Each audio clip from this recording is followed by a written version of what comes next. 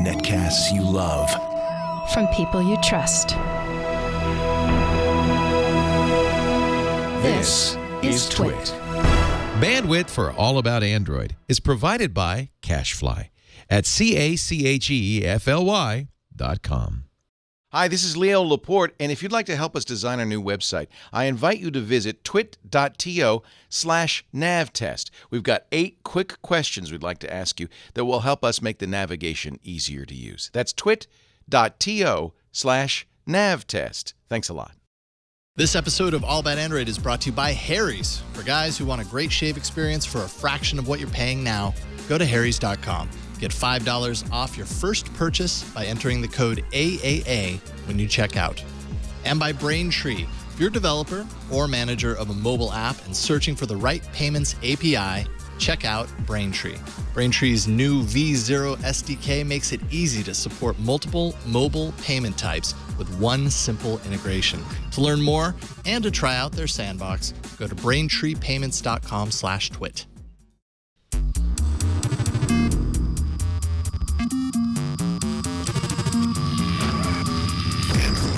Hello, and welcome to another episode of All About Android, episode 192, recorded on Tuesday, December 16th, 2014. We're your weekly source for the latest news, hardware, and apps for the Android faithful. I'm Jason Howell. I'm Ron Richards. I'm Gina Trapani. This is the last episode before we eat holiday dinner. We don't have one next week, by the way, right off the top. We don't have a show next week. What? Apparently, I am really bad at telling people that we don't have shows next week because nobody on Mac Break Weekly knew. You guys probably didn't know.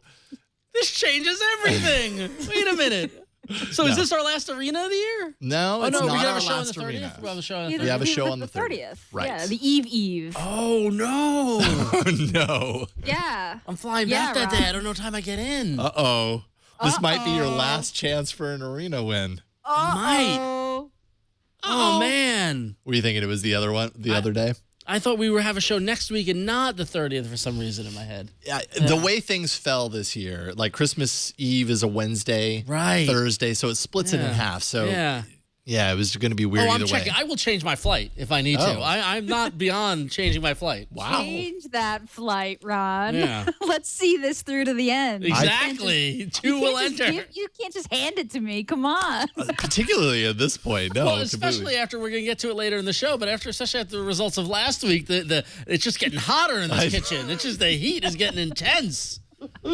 Man. It's true. This is really coming down to the wire. This is one of the most intense arena years ever. Is. I'm going through all the best of moments right now, and there's so much talk about the arena because it just fluctuated. Earlier in the year, it was a completely different scenario. Okay, so I land at 2:00 at SFO. Oh.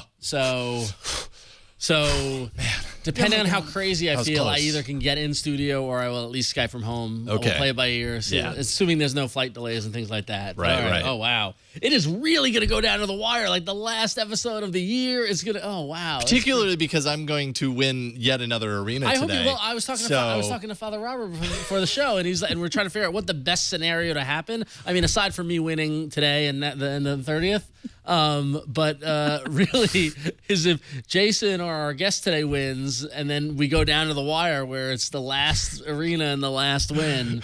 That will be the most intense. Sudden death. Yeah, exactly. Sudden death arena. Speaking of our guest, yes, that's arena. That's towards the end of the show, of course, but it's so exciting we can't help but talk about it right off the top. J.R. Raphael is back from Computer World. How are you doing, sir?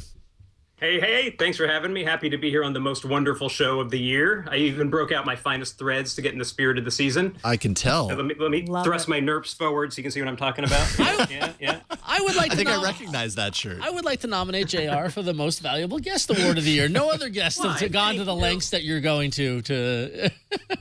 My plan has played out exactly as I have. Well done. Bravo, sir. This was calculated. This is totally calculated. What's going on here? No, I love your threads, and I also love your work, which we're actually going to have a discussion around one of your pieces from earlier. We have a discussion thread? We're yeah, we're gonna have a little discussion thread about the threads in the pizza. Yes, I see what you did. See what there. I did there? All right. I'm not even going to repeat any more about it. I'm just going to go ahead and tease a few What's our things. tease? What's our tease for this week?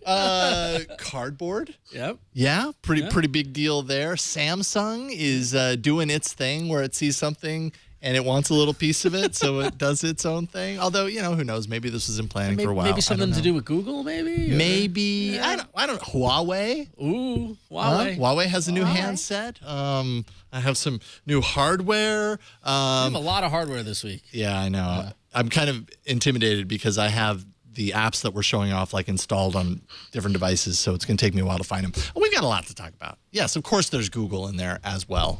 What Android show wouldn't, what would it be if there wasn't a little bit of Google? So, hey, let's check out some news stuff. Voted the most jolly show on the internet. It's time for Android news. What? Oh, the seasonal. I like the seasonal Yeah. play. There you go. Good job. I think if you were able to put a Santa hat on the planet, That would have been better. Yeah. So they could have had some snow. If we had some snow in front of the bumper. Okay, well, can we Yeah, just leave start the yourself show room to grow. over real quick? You whip that up for you, won't you, Brian? Yeah, no See, problem. the thing is, Bryan, he's incredibly talented. Suddenly he pulls these things out of thin air. I know, and you you're never like, know. how did you do that? Never know. Now the pressure's on. Yeah, oh yeah. By Oh, not yeah. doing his main purpose. That's how he did it. And then he misses the cue. By ignoring all the other mistakes made in the episode. It's cool. You're net positive at this point, Brian. That's all right. So let's see here. So I bet you never thought that Cardboard was going to lead the show. But Google Cardboard is not just this little thing that Google gave out to developers at Google I/O this year, although that is kind of what they did. But Google also announced last week a new SDK for Cardboard apps for Android and Unity to improve development for this crazy little thing. There's also a new section of the Play Store that's dedicated to Cardboard compatible apps. So they're embracing the capabilities of Cardboard, and also they're giving kind of anyone who wants to make a third-party cardboard. What is it? Hardware? Is it cardware? Cardboard wear. Cardware. Cardstock. Like Dodo Case, they have their own cardboard kits. Yep, I saw and that, yeah. all these kinds of things. Google has a kit that's going to enable interested parties basically to create better viewers with, there's production templates in there. There's best practices for making your own cardboard kit. So Google's totally embracing the VR thing. Well, What do we think? what I love is that this was a total throwaway at the end of I/O, where they're like, "Oh yeah, Seemingly and you've throwaway. got something there under your seat," and just they didn't even say what it was. They Handed it just out. have fun with it. Yeah. And now, how many? 500,000 have shipped. 500,000 of them have shipped. It's 500,000 people using they're a cool. cardboard VR. Yeah, I told you it's cool. It's really cool. And honestly, it's a really cool stocking stuffer. I'm realizing now That's that I should totally true. just buy a couple of these for my nephews. Like, Oh, that's a especially great for like idea. teens or kids. I mean, this is just a fun thing. Yeah. And yeah, I love it. They actually did. He did some Dopperchai did say cardboard, but it was right at the end of the really marathon keynote, and it just dropped like a bunch of bricks. Like no one got it. No one knew what he was talking about. But he had this smirk on his face. And then we got handed this piece of cardboard. But yeah, it's really cool. It's really fun. I love cardboard. And I'm actually realizing now I should have ordered a few of these. And I think I am. I still am. Just because they're just kind of fun gifts. yeah. Why not? For anybody who has an Android phone anyway. Yeah. I was just realizing They're everywhere. the cardboard isn't going to fit the Nexus 6. Yeah, there's no Nexus 6 for cardboard. Need an adapter. We need a cardboard adapter for the Nexus 6. Holy cow! Sorry, I had to get that. I know. You know I had to do that. I was as amazed the first time I used this as well too. It's cool. It's very cool, and and we have been. I think I've been supportive of it, but I know Jason, you and Gina have kind of made fun of the Samsung VR headset. This isn't far off from the same kind of form factor. It's just much cheaper. No. Yeah. And yes. And it makes fun You're of right. itself, which is why I embrace it. Like because it sort of makes fun of itself, but because it's a fold-up thing, but it's not. But it's really not funny, right? I mean, there's the Unity SDK. There's a whole section. I mean, it's it's a serious thing. I just love that it's a thing you put together Because this is what this is. It's a novelty. It's a gift. It's a fun little toy. It's a thing that you have in the office toys with your CubeBot and your little quadcopter, whatever. Just, this is what cardboard is for me, as far as I'm concerned. I think for most people, right? That's why I kind of embrace it a lot more than Gear VR, because that just takes itself way too seriously and is way more expensive and super proprietary and just doesn't take the right approach to it, in my opinion.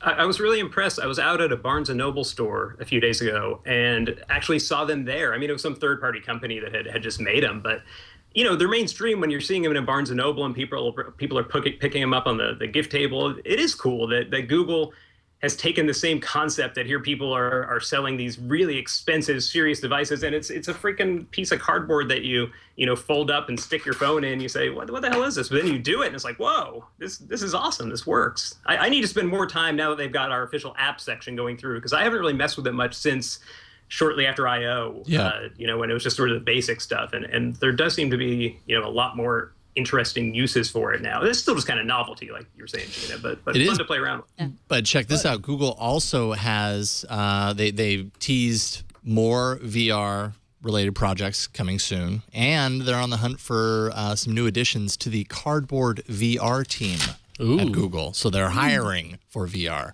So, yet again, kind of in a similar way, I'd say, to glass, although in a much less expensive way. Probably for both consumers and for Google itself. Google's probably, gaining a lot from the usage of something as simple as cardboard for potential use in the near future, right? Like, let's say VR is the next frontier. Who knows? 5-10 years down the line, whatever the case may be, Google's already got at a very low price point, a very low cost to the company. They've got their feet kind of in it, and they're learning things in the same way that they do from users of glass. Even though glass is ridiculously expensive and not a whole lot of people have it, they're learning a lot about that experience, and that could be very beneficial for the future. Yeah, it's fascinating. I just did a search on the Google Play Store just for cardboard. Mm-hmm. And not only do you get the the main cardboard app that we played with after I/O, but there's Orbulus for cardboard VR. VR Cinema for cardboard Catapult VR. Like, people are developing stuff to utilize it. That's so cool. Well, yeah, and I mean, there is a section on the Play Store that features these things. There's a Paul McCartney app. Why would you want to see Paul McCartney in virtual reality? It is a live concert surrounding you. Performance. Let's download that. It's also just this delightful mixture of low tech and high tech. I mean, the thing is Velcro, cardboard, rubber bands, and magnets. Like, there's just something really fun about that. You wouldn't be putting that together, just for fun. I had a lot of fun putting it together in the car ride up to Petaluma on the day of I/O. Of course, I didn't look at the directions, and I had no idea what it was, and I didn't look at the directions, so I was pretty clueless. Sir Paul McCartney performs "Live and Let Die" in cinematic virtual reality. This is like a punishment. All right, hang on. Ron's doing it. He's doing it. Oh, I don't have headphones though. The only problem with cardboard is that watching someone use it is completely underwhelming. Boring. That's more or less even worse than you do using glass, I think, with that thing on your face. Oh, this is so cool. You don't want to do that in public. Look at what I got. Oh, it's a download progress bar. Status bar. That is cool. Is it in 3D? It's in VR. Yeah, it's in 3D. It's in VR. Yes. It's just it's a pop-up window. That's all it is. All right. So Google taking cardboard a bit more seriously. Interesting to see where that ends up. Oh, that's actually pretty cool. I'm sorry. This is great. This is great TV, but yeah. And it's actually, hey, there's the guitarist. Okay. Yeah. Oh, hey, that dude's over there. Hey, there's the drummer behind me. Wow, that drummer looks like he's gonna kick my butt or something. This is actually pretty cool. Right? I think the main problem is it's a lower res type thing, and that's what jumps out at me is when you're looking at it that magnified, you see the lower res. It's hard to unsee it, but it's so cool. It's a really great start. Random thought. See the whole crowd. Oh, it is loud. What's up? Can you imagine being the guy who is a very qualified skill engineer, takes the job as a manager of this department, and then you get a business card that says cardboard manager, and you have to put that on your resume for years after? That's got to be kind of a blow to the ego. It's like, wait, what do you do there now? Cardboard? What? Unless cardboard is the next big thing. Right. then you are a genius. Then you're on board. Next brand name. You're not just the guy in the recycling center anymore. You were the guy that created the epic success that it was cardboard. Can I change my app in the arena to the Paul McCartney cinematic VR experience? How fast? How Please do, quickly Ron. things Please yes. do. Please do. Anyway, cool for That's a cardboard. great idea. All right. So Gina, what do we have next here? Oh, this is a little one, but pretty cool. Yeah, we got a little one. So you can now control your Nest with Google Now. If you've got a Nest and you've opted in, you can now say to Google Now, set Nest to 70 degrees, and it will change the temperature on your Nest. So, yeah, pretty neat. If you try it now, if you say set temperature, it'll say, hey, works with Nest. You got to tap it. And you have to opt in and set it up to work with your Nest. Obviously, you have to own a Nest and have it set up in your home to get this to work. That's important. But yeah, I mean, kind of neat. These things always. I still think of Nest as a third-party product, even though Google owns it, so it's no longer. But I felt the same way when they integrated Uber into Google Maps. Right. It always makes me like a little uncomfortable when Google starts doing these like special tie-ins with like certain products that they have some sort of ties to, because I kind of feel like I'd like to be able to configure my own commands. Like I wish this was open. Why does it have to be just Google products? That said, I mean, it's voice. I guess it works with text too, and it's for Nest owners, so it's a pretty narrow group of people that this is going to work for. I don't know. What do you think? Do you think that this is sort of the future? This seems to be like the future of Google Now, is that it's going to be just like your assistant. You can say, hey, start the coffee, set the temperature at 75, show me my, whatever, show me my news, which it already does. And, pull the car out and bring me to work in my Google, self-driving car. Eggs over easy. Google Eggs Now. over easy, Thank please. you. Yeah, Well, exactly. the thing that got me about this is that now I don't have a Nest because I don't have a thermostat in my San Francisco apartment, but I got a Nest for my sister and my brother-in-law, and they have it. And there's an app that controls the Nest.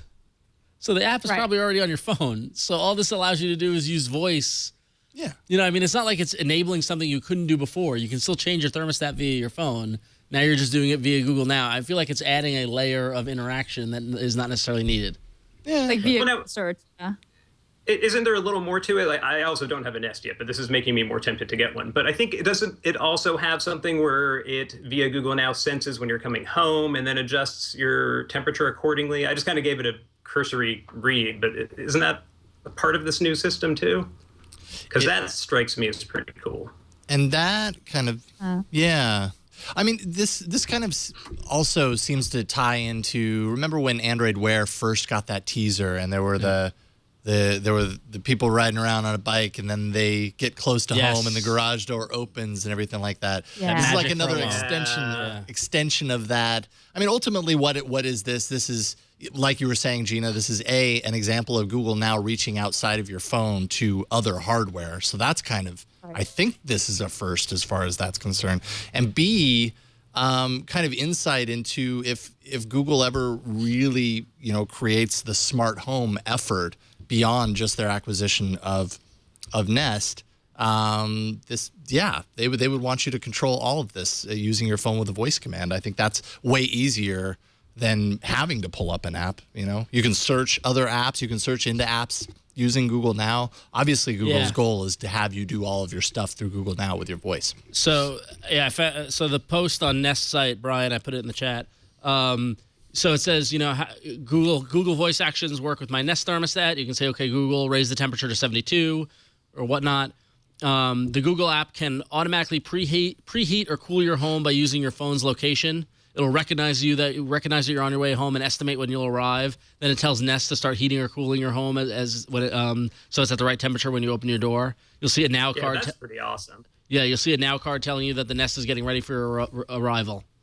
So I mean, it's part of that kind of your phone is on you. That is something that, but again, isn't that something the Nest app could do? Like, why does it have to be in Google Now? Like, I think it's fine. I think it's cool. Don't get me wrong. Because I think ultimately what it means in what Google wants out of your phones eventually is what you get on a Motorola phone, which is total hands-free. Yeah. just your voice can do all these crazy things. Yeah. And being able to control your thermostat without cool. having to pick up your phone eventually, that's pretty awesome. Yeah. Not having to go into the app, if it's always listening to your voice, is better than having to go into the app and tap a few things and wait for it to load and all that kind of stuff. At least that's where I think their thinking is on this. Right.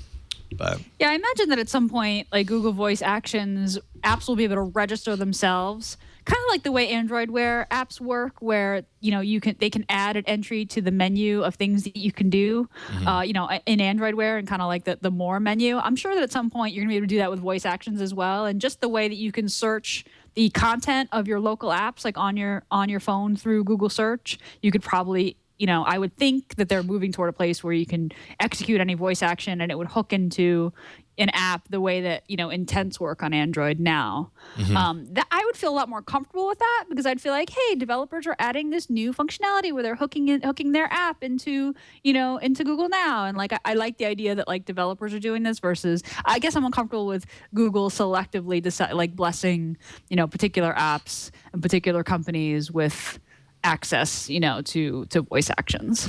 But it's very cool. Yeah, but at the same time, Gina, I totally agree. I would love to see what kind of creativity would come out of granting, developers access to kind of the power of these voice actions. But at the same time, that could get muddy really quick.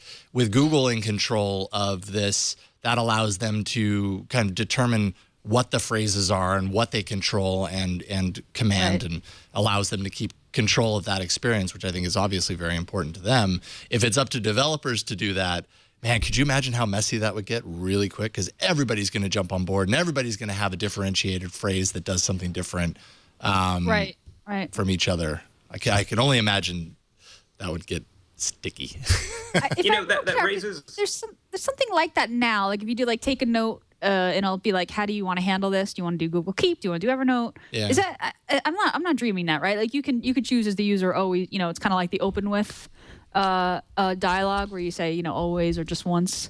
To some degree, I think actually voice actions are configurable right now. But anyway, sorry, JR, go ahead. Oh no, I was just going to say, and that is an interesting point. And what I was saying, coming off what you're bringing up there, Gina, is that it's kind of interesting to think how different all of this is now from the complete openness of Android in the beginning. And I don't want to get us onto the whole tangent of like Android isn't open, blah, blah, blah. But just to see that Google is closely controlling so many aspects of the experience now, a sharp contrast to the early days where it was kind of anybody can get in and tap into anything. And nowadays, there are so many Google layers that Google is very closely controlling, as Jason was saying, to kind of create a certain type of experience. And it's a different world than it was, 2-3 years ago in Android. And I don't know. I mean, you can see both sides of it. There's the open source, nice to have anyone be able to do anything. But at the same time, one could almost argue that some of the closely controlled Google layers are delivering a level of quality that might not be available, might not be possible without that kind of control. So it's an interesting balance and evolution. It is, and it does feel like the pendulum is swinging back to the other side. Like the Google's putting a lot of work into its sort of proprietary layer, where it sort of has more control over what things can do, and treating Android, the basic AOSP Android as the platform, on top of which to do that. So it is interesting to see them kind of swing back and forth, especially things like Android Auto and Wear. It's a lot less open than like the original Android was, for handsets. So it's cool to kind of see them negotiate that. Yeah, I mean, this goes back to our whole, utopia of systems and how we think it would be great if everything was open and you could use whatever you want. But when it comes down to it, capitalism gets in the way. And, Android, Google bought Nest, and so there's a vested interest there. Google Ventures has heavily invested in Uber, so there's an interest there. But that said, I'm not a Nest customer, but I would be, and so this is great for me. I use Uber more than I use regular cars. So that interaction is great for me. So I mean, yes, I think there's a line between having control over choosing what apps you want to do or whatever, but I also don't blame them for doing what they're doing, because hey, Apple's doing it 10 times worse, like by forcing you to listen to U2 in order to get a new version of iTunes. But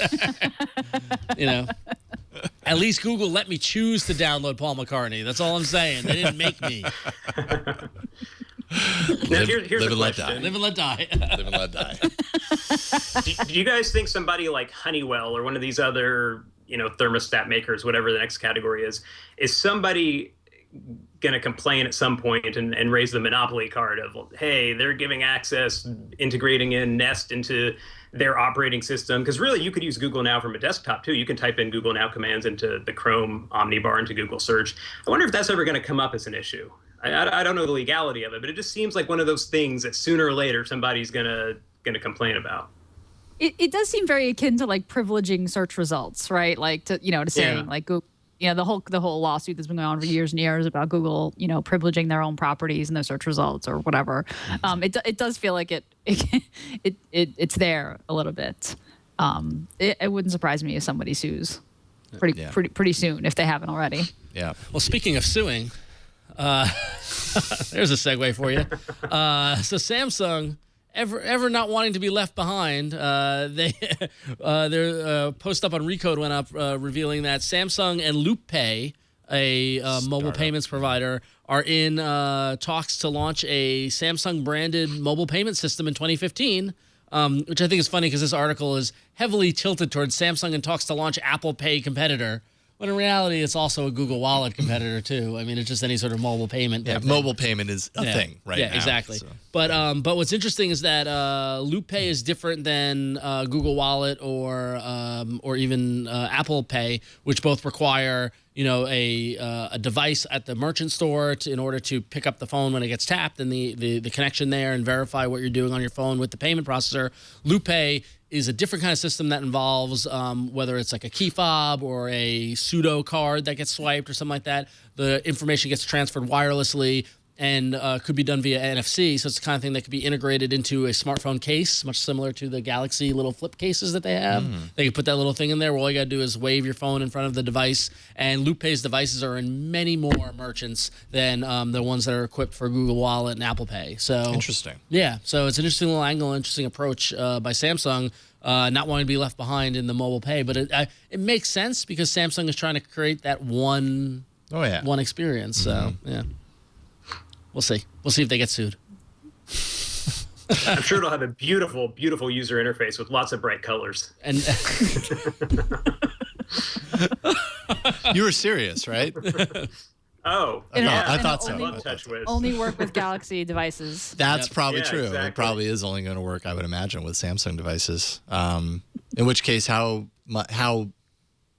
successful does it have to be for it to be considered a success? How many Samsung Galaxy devices are out there? That drives a lot of what Samsung does on their own services. It's like, it might pale in comparison with the competitors, but they're just targeting, the users of their devices. And so maybe they can afford for it to be a lot smaller. Ultimately, they win if people are, buying stuff through their service because they're certainly taking a cut off that. So in some way. Interesting. Well, we will find out more about that next year, it sounds like. There we go. So, JR, you wrote an article on computer. Actually, you wrote a couple of articles along a similar vein. You wrote one article about Chromebooks, the best Chromebooks you can buy right now. And then the one we have in the rundown is obviously Android phones. So, I don't know. I thought it was a good read. I thought it was a good summary. What kind of stood out for you? As I know you got one of these devices today as your daily use phone. I did indeed. Yeah, well, I've always been a believer in that. You see a lot of these articles of the best Android phone you can get, and it's one definitive answer. And I don't know. I don't really believe in that personally. There's so many good choices, more now than ever, that I don't know that there is one universal best Android phone for everyone, but instead more of a series of best phones for different purposes. And so the way I tried to approach this and think about, I'm sure you guys get this too. I'm always asked for a recommendation. What phone should I get? So I kind of approach this article in that these are the phones I recommend to friends and family. These are the phones I would buy. And, for different purposes. So you've got the best all-around user experience, which for me this year, the Moto X stood out really at the top just because, out of the box, it's just great to use. It's cohesive. It's you've got Lollipop on it now if you've got the unlocked version and the carrier versions hopefully soon. And, kind of a smart approach to software. You've got Google's core user interface with some really nice, valuable additions, not a lot of bloat tacked on. You don't have just these arbitrary UI modifications that we see on so many other devices. But then also on a different level, the HTC One M8 was the other phone that I kind of put in that category as well. It just stands out in a different way. The kind of person who's going to get the Moto X is probably a different kind of person than the one who would get the M8. But HTC is really about the only manufacturer for me that manages to modify Android on a software level in a way that I'm okay with. It has gotten to that point, not always, but nowadays. Mm-hmm. So those were kind of my two.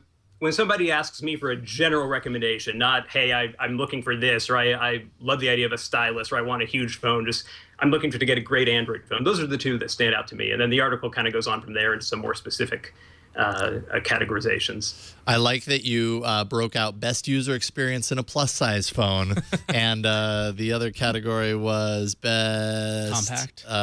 No, it was where the note fell.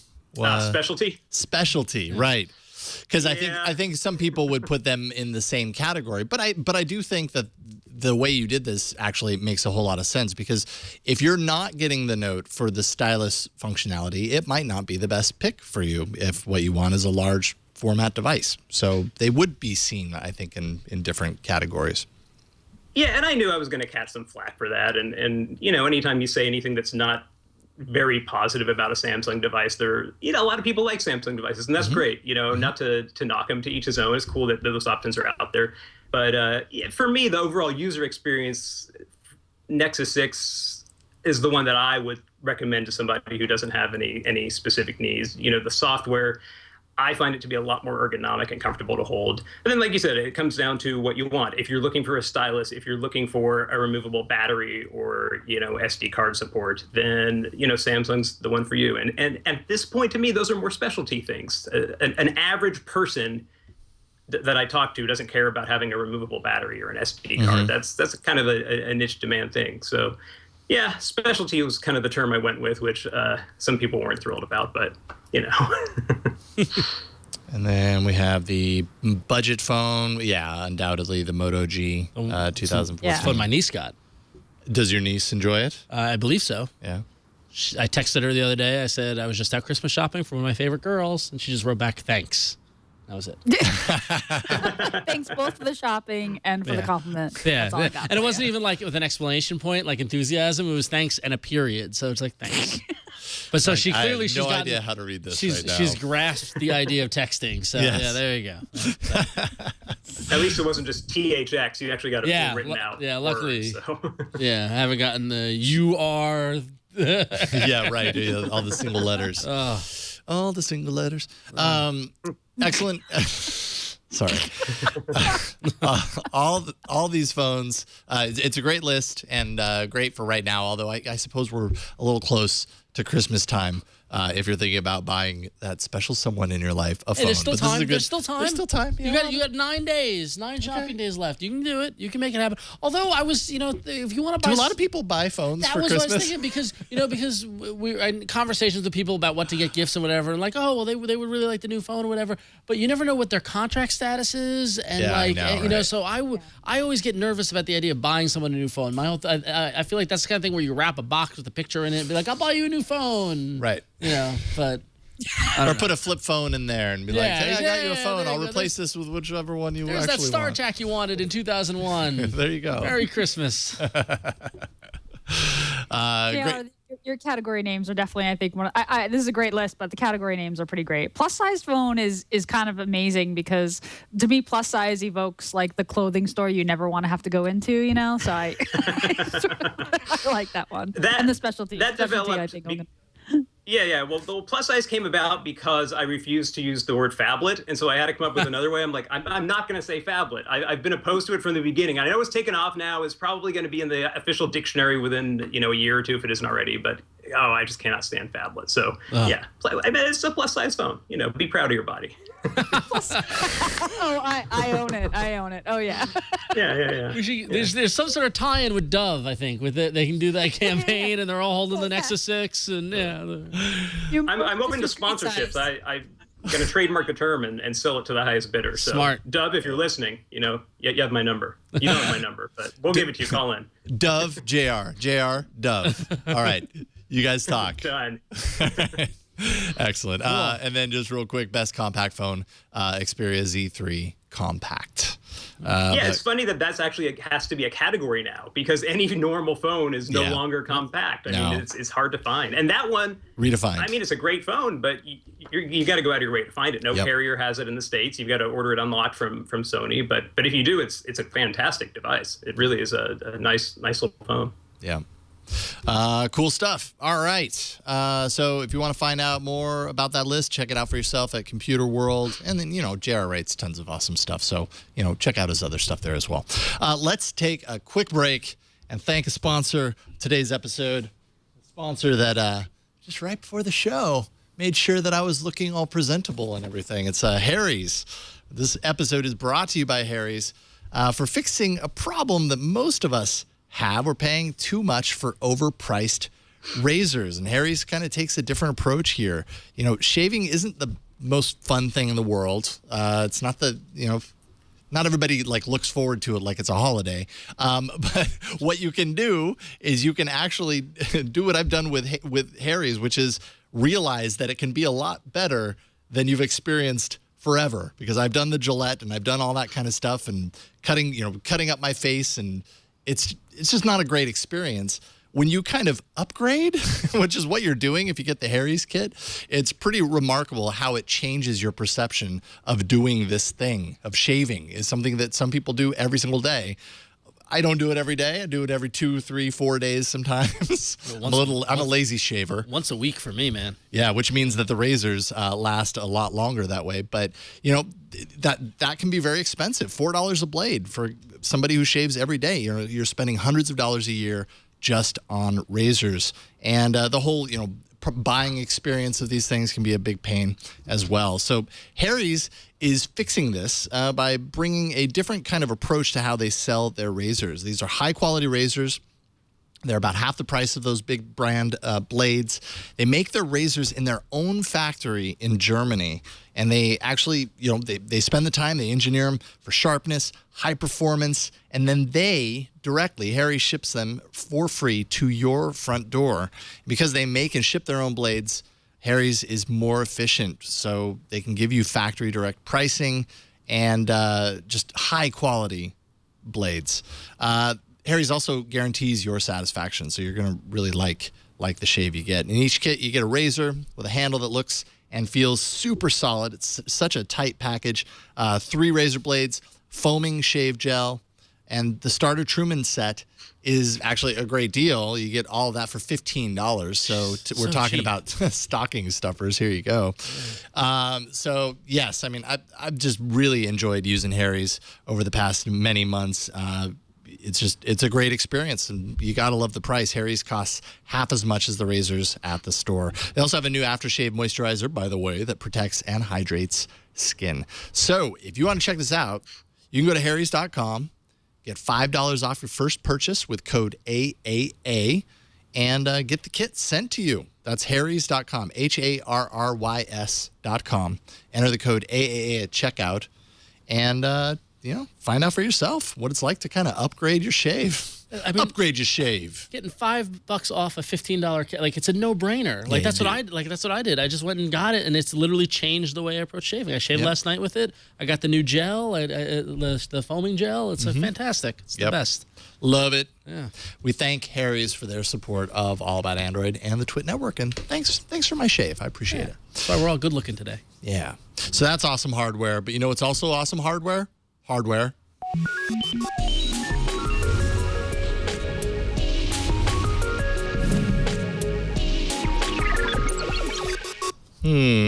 This didn't make the list, or at least the OnePlus One didn't make the list, I noticed. But maybe that's because they didn't have a smaller version of it, Gina. Maybe. Yeah. The OnePlus non-plus size version. Minus size. The minus size, the compact. I don't know. Is this how we're gonna? The plus size. I actually kind of like that.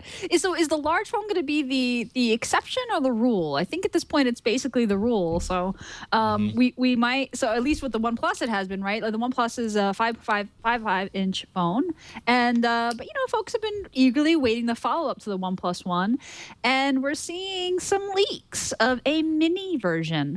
Gizmo China says it could either be called a OnePlus Mini or the OnePlus 2. The leaked photos that they're publishing show off a smaller device, and information from Antutu reveals a 5-inch display instead of 5.5. Qualcomm Snapdragon 615 SoC, dual 8-megapixel cameras running Android 4.4 KitKat. This will be priced less than $250 US, according to leaks. And so, yeah, this is interesting. You know, so the photo that we've got up on screen there, thanks, Bryan. The irony about this photo, and just made me laugh. If you look in the reflection of the screen, clearly someone with an iPhone took the photo. Yeah. Nice. of the OnePlus One Mini. Oh, that's funny. The alleged OnePlus One There Mini. you go. So yeah, this is kind of interesting. You still same great price. You know, it seems priced aggressively if this OnePlus Mini or OnePlus 2 is going to happen. I think a lot of folks, you know, might feel like the OnePlus One is a little big. Shouldn't, if the OnePlus One is 5.5 inches and this is 5 inches, shouldn't this be the OnePlus negative 0.5?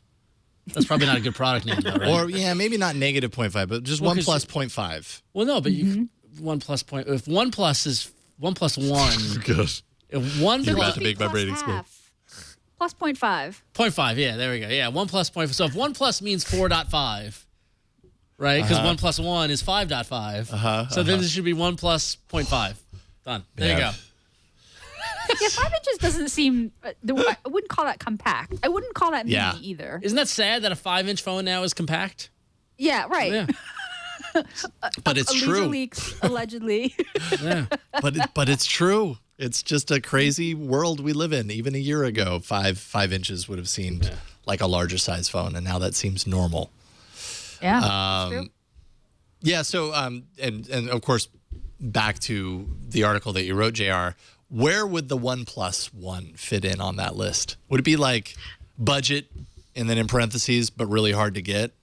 Or something? Yeah, I think something like that. You know, I really wanted to include it as some kind of like best bang for the buck, something like that. Yeah. But the title of the article was best Android phones you can buy right now. Yeah. So now I know, to be fair, they did just make it to where you could buy it. But for the most part, it's been really hard to get your hands on all year. And so I wanted to focus on ones that you could actually easily, a normal person could get without having to do, you know, jump through all these hoops. And gosh, I just hope with their next OnePlus. Wait, what do we say? It was OnePlus 0.5? Is that what we're calling it? That's what we're calling it, yep.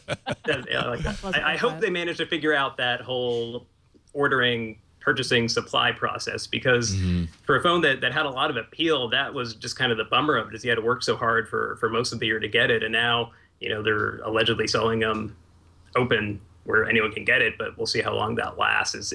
It's made it tough to take seriously as a recommendation just because it's so difficult to get all year. So I hope they'll get that stuff worked out with the 0.5 model next year. Which is unfortunate for them, because I think the bigger challenge in this kind of world, you know, of handsets and everything, is making a phone that everybody loves as much as people that own a OnePlus One love it.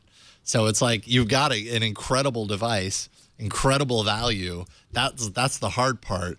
But you know, it's hard to meet the demand. So the supply issue is a challenge, and as a result, it's hard to recommend it. Which that's kind of a bummer for a new company. But yeah, so hopefully they fix that this next time around. Well, speaking of hard to get or hard to recommend, the third largest phone manufacturer in the world, a little company called Huawei. Did I get it right? Yep, you got it. Huawei. Yeah, you got it. Nice. They announced the new phone, the Honor 6 Plus. Oh, there's that word again. Plus. I was going to say Honor. Oh. The Honor 6 Plus is a 5.5-inch LCD, 1080p. It's got Huawei's Kirin 925 octa-core processor, 3 gig of RAM, 16 and 32 gig storage options, micro SD, LTE, dual SIMs, 3600 milliamp whatever battery, pretty size. decent. It's got dual cameras on the back. You can see it there in that photo in the upper left-hand corner. It's got dual 8 megapixels that combine to create a single 13 megapixel image. So do the math on that one. Man. Actually, if you scroll down more, you can see some of the photos taken with it. They do look pretty good, but they always look great. In the They always look Still, Yes. Still, that's pretty cool. And it allows you to do the bokeh. Yeah, because you got two 8-megapixel lenses. So it's going to be on sale for $320 US, and it's only available for pre-order in China tomorrow. So so that's 320 converted essentially. Yeah. Availability in China at this point, and who knows where from there. Yep. But Huawei coming in with 3 color options, as you saw: black, white, and gold, or champagne, or whatever you want to call that. So interesting. I think it's easy in the U.S. to kind of, with Huawei, Xiaomi, those manufacturers.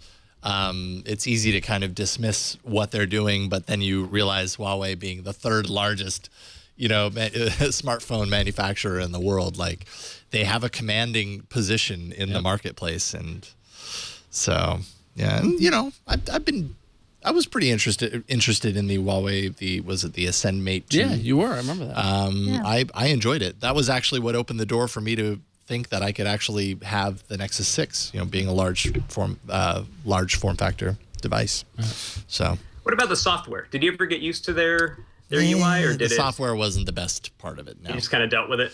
I dealt with it, and honestly, had I kept it, I would have put a launcher on there and bypassed it. I think the bigger issue that I had with Huawei came a few months after that phone, which was essentially they came out with a statement. They've since retracted it, thankfully, but it kind of shows the company's intentions. They came out with a statement saying, you know what, we're not going to update this phone any further. And a couple of months after release to say, no, it's running that OS and it's going to continue running that.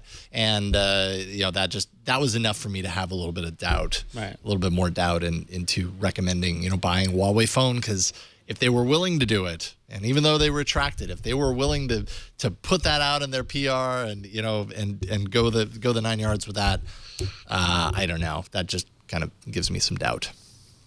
So, so let's see here. So HTC, this one's interesting. Yeah, told VentureBeat that they are planning to show a wearable device at CES in 2015. It's not going to be a smartwatch, though. So it's going to be a wearable device. It's not going to be a smartwatch. They claim it'll be different from everything in the market so far. And if you remember a few months back, HTC confirmed a delay in their wearable plans, stating that they wanted to, quote, make sure the product has a strong point of view, and there's a really compelling reason to strap it on your wrist. So it straps on your wrist. There you go. It's a wearable computer that has a that they are going to release with a compelling approach, but it's not a smartwatch. Right, but a compelling point of view. Yes. What does that mean? I think no it's going to idea. be a little hologram watch. It's going to be a thing, and it's going to project kind of like Princess Leia. You think? That's what I think is going to happen. Okay, Yeah. Gina, what do you think? 3D Firefly kind of situation. Oh. I don't know. I was like, I don't know. It's gonna be like an anklet. What else?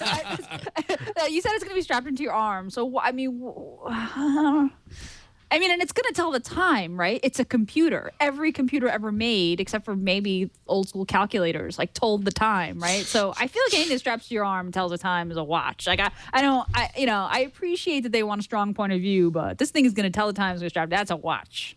Yeah. That's as far as that's all I got. It's That's all I confusing. got. Unless it's one of those armband things that you wear. to Like the a gym. fitness band? Fitness band? Maybe it's just a fitness band. They're like, no, we don't want the watch there because it's a fitness band. With But- a little camera that takes shoulder level shot. I don't know. I Is don't it going to know. incorporate some glass-like interface type thing, or they're saying it's a wearable. They're not saying it's not. I mean, it's not a smartwatch, but it's a wearable. Yeah. We're just bucketing it in with watches. And when they and the reference to compelling reason to strap it on your wrist was months back when they were talking about the delay in their wearables. So maybe they've come up with something that we don't even know about. For the Reels in the chat room has a really good idea. It'll be a wrist computer that will have every app except a clock. I think you got it. So it's going to be everything about a smartwatch except the one thing that you don't want, which is, for it to actually tell you the time. So maybe it'll be a collapsible wrist-mounted version of the HTC Re camera, that pipe thing. You just push a button, it'll pop out, and then you'll take a picture, fly it around. it'll be a smart pipe. I don't know. It's intriguing. I mean, HTC does design so well. I was very curious to see what their smartwatch would be like, and now that it's not a smartwatch, I'm more intrigued. But I do wonder if it's just a matter of semantics. I think if it it is is. just a thing where it's basically a smartwatch, but not quite technically a smartwatch. I don't know. That's going to be an interesting one. I'm pretty sure it's semantics, and it's gonna end in when we finally see what we'll be like. Oh, okay, Yeah, okay, smartwatch. Yeah, it's a smartwatch. It's totally a smartwatch. What are you talking about here? HTC.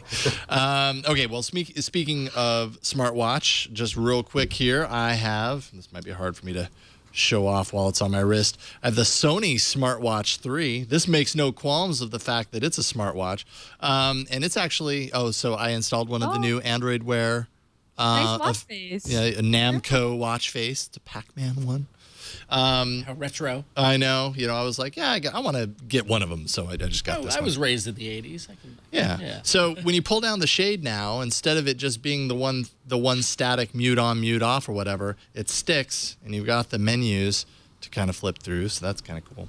But anyways, this is the Sony Smartwatch 3. It's going to be I think it is $249 right now. I will say, I'm not going to be reviewing this. Mike Elgin is going to review this on Before You Buy in a couple of weeks when we come back from our holiday break. So I just have it here for the night to show off. Kind of has a different kind of approach on the band. One of these kind of dilly bobs, which I'm not a huge fan of. It just kind of feels a little cheap when you're setting it up. I don't know. I would rather a different type of band. And as you can see, it's kind of, it forms around the watch. Ooh. So you can pop that out and put a different band on. But it's not your standard band, obviously. Although maybe it can fit.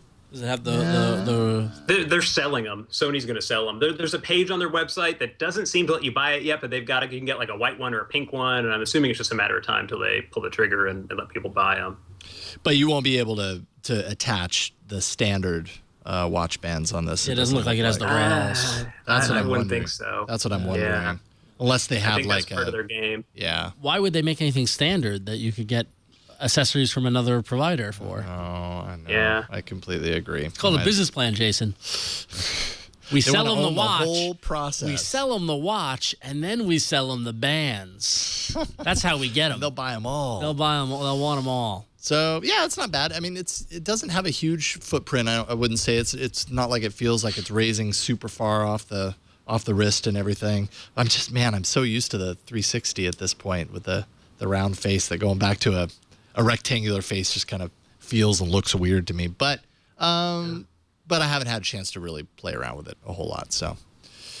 The weirdest thing to me is about that watch, it's obviously the fitness active watch. And I get that. It looks like something you'd wear to the gym or for a jog. And it's got the standalone GPS so you can take it out and theoretically, once there are more apps that do that, get GPS. But it doesn't have a heart rate sensor, which seems like a weird omission for the watch with, that kind of active sporty focus. Yeah. Yeah. It seems like a no-brainer. Go figure. Yeah. Although I never use the heart rate monitor on the Moto 360. No. Do we all have the Moto 360 and do we ever use the heart rate monitor? Only when it says I've reached my goal for the day. I mean, it's the only time I really look at it. I don't monitor my heart rate. Whatever. But I sit at a desk most of the day, so.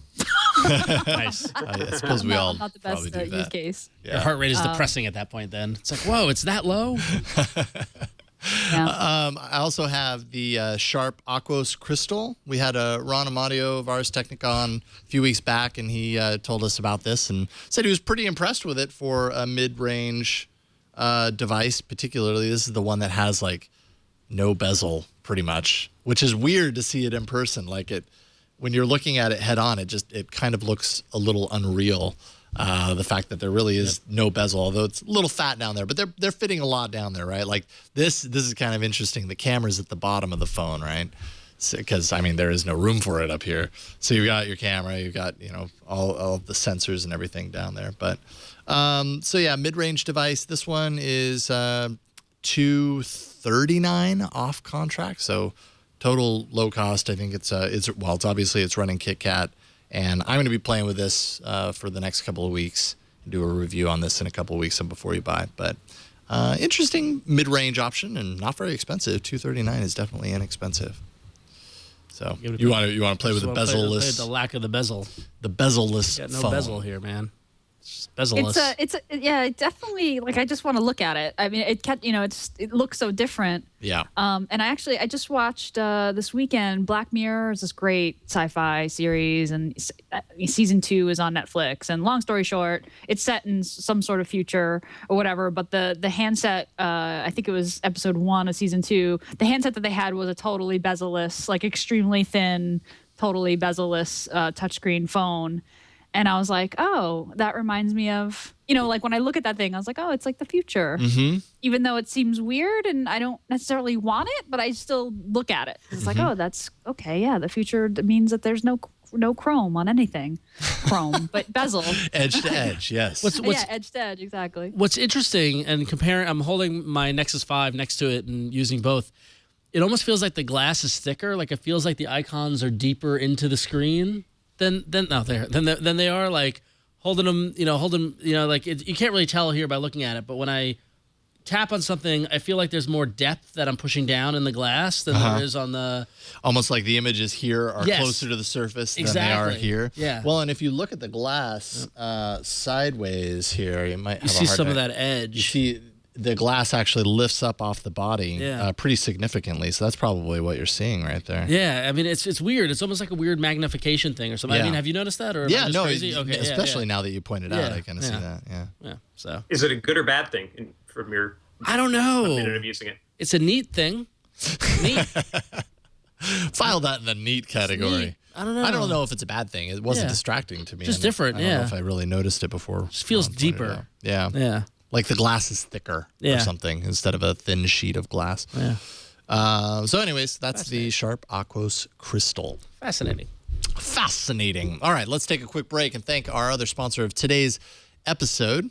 That is Braintree, code for easy online payments. If you are a developer or if you're a product manager searching for the right payments API, that's what this is all about. Check out Braintree. Braintree's V0 SDK makes it easy to support multiple mobile payment types. You can start accepting Apple Pay, PayPal, Bitcoin, Venmo, all major debit and credit cards with one simple and fast integration. Braintree gives you an easy way to accept multiple payment types on mobile with one integration. Support for all payment types your customers might be looking for. Over 130 global currencies included in there. And with the Braintree V0 SDK, it's one small snippet of code that you can add, and you're all set up. That's less than 10 minutes. Simple, secure payments, and just takes a couple of minutes to integrate it into your setup. Developers, don't worry about taking days to integrate these your payments with Braintree. It literally just takes minutes. You can give them a call, and they'll handle the integration for you and even walk you through it if you like. And Braintree Code supports Android, iOS, and JavaScript clients. You also have the SDKs in 7 languages. There's .NET, Node.js, Java, Perl, PHP, Python, Ruby, and they make it elegant. The code, has clear documentations, only 10 lines of in-app code, and they offer the best-in-class customer support. If you have a question or problem with Braintree, you'll always get a live person to talk to. Now, this is the most secure way to pay. Braintree is known for the back-end security and merchant protection, so you don't need to worry about fraud if you ever get hacked. Braintree will have you covered. They use tokens to secure payment info, so users' credit card info isn't passed on to merchant server. Braintree is the fastest, easiest, most secure way to pay, period. And it's no surprise that Braintree is the payments API used by companies that you've heard of and used. Uber, Airbnb, Hotel Tonight, Living Social, GitHub. Braintree has made the payment experiences in these apps seamless and magical. Now you can add a similar experience to your own app.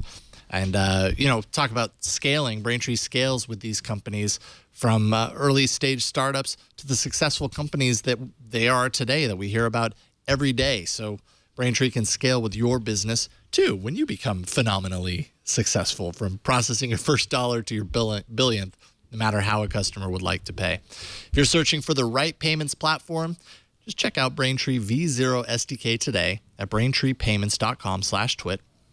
You can review their documentation. It's simple. It's concise. You can play around in their sandbox and give Braintree a try with no commitment. Test your integration before you go to production. It's that easy. After you integrate Braintree, the first $50,000 in transactions are fee-free. That's BraintreePayments.com/twit. And we thank Braintree for their support of All About Android and the Twit Network. All right. A few cool things in apps, so let's jump right in.